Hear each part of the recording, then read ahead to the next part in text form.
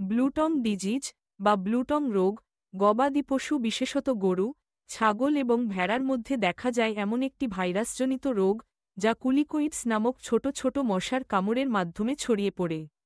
এই ভাইরাসটি পশুর রক্তে প্রবেশ করে এবং বিভিন্ন অঙ্গ প্রত্যঙ্গের ক্ষতি করতে পারে। যদিও এই রোগটি গরুর মধ্যে তুলনামূলক কম গুরুতর, তবে এটি তাদের স্বাস্থ্য, উৎপাদনশীলতা এবং অর্থনৈতিকভাবে ব্যাপক ক্ষতি করতে পারে। ব্লুটং রোগ প্রতিরোধ করার জন্য কিছু গুরুত্বপূর্ণ পদক্ষেপ গ্রহণ করা অত্যন্ত জরুরি। প্রথমেই, ব্লুটং রোগটি কিভাবে ছড়ায় তা জানা খুবই গুরুত্বপূর্ণ। এই রোগটি প্রধানত সংক্রমিত মশা বা কুলিকোইডসের মাধ্যমে ছড়ায়। এই মশাগুলো সাধারণত গ্রীষ্মকালে বেশি সক্রিয় থাকে, যখন আবহাওয়া উষ্ণ ও আর্দ্র হয়। তাই মশার সংস্পর্শ কমিয়ে আনাই রোগ প্রতিরোধের প্রথম ধাপ। এই জন্য গবাদি পশুর খোয়ার ও আশপাশ পরিষ্কার পরিচ্ছন্ন রাখতে হবে, যাতে পানি জমে না থাকে এবং মশা জন্মাতে না পারে। খোয়ারের জানালা, দরজা ও অন্যান্য খোলা স্থানগুলো নেটে ঢেকে রাখা যেতে পারে, যাতে মশা ভিতরে প্রবেশ করতে না পারে।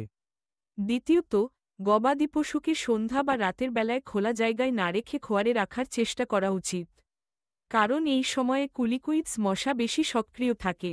এছাড়া, পশুর গায়ে নিরাপদ মশা প্রতিরোধক স্প্রে বা লোশন ব্যবহার করা যেতে পারে। বাজারে পশুর জন্য উপযোগী কিছু ইনসেকটিসাইড স্প্রে পাওয়া যায়, যা মশার আক্রমণ কমাতে সাহায্য করে।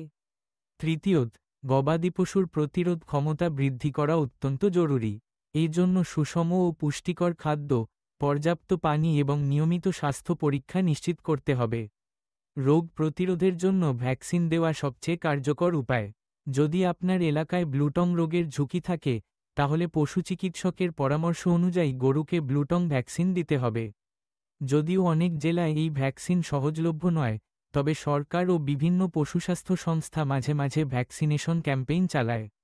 এসব ক্যাম্পেইনের খোঁজ রাখতে হবে এবং সুযোগ পেলে গরুকে অবশ্যই টিকা দিতে হবে। রোগের লক্ষণ দেখা দিলে দ্রুত ব্যবস্থা নেওয়া জরুরি। ব্লুটং রোগের সাধারণ লক্ষণগুলোর মধ্যে রয়েছে জ্বর, মুখ ও জিভে ক্ষত, জিভ নীলবর্ণ ধারণ করা, থুতু পড়া, পা ফুলে যাওয়া, নাক দিয়ে পানি পড়া এবং হাঁটার সময় খোঁড়ানো।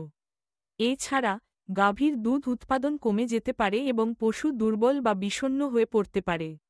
এ ধরনের কোনো লক্ষণ দেখা দিলে অবিলম্বে পশুচিকিৎসকের পরামর্শ নিতে হবে।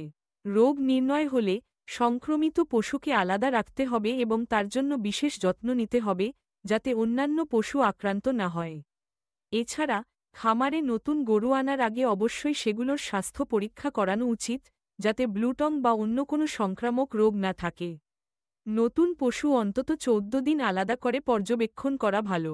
পরিশেষে, ব্লুটং রোগ প্রতিরোধের জন্য পশুপালক, খামারি এবং স্থানীয় পশুচিকিৎসকদের মধ্যে সচেতনতা বৃদ্ধি করা জরুরি। প্রশিক্ষণ ও তথ্য আদান প্রদানের মাধ্যমে সবাইকে সচেতন করা গেলে এই রোগের বিস্তার অনেকাংশেই কমানো সম্ভব। সতর্ক, পরিচ্ছন্নতা, ভ্যাকসিন এবং দ্রুত চিকিৎসার মাধ্যমেই ব্লুটং রোগের বিরুদ্ধে সবচেয়ে কার্যকর প্রতিরোধ গড়ে তোলা সম্ভব।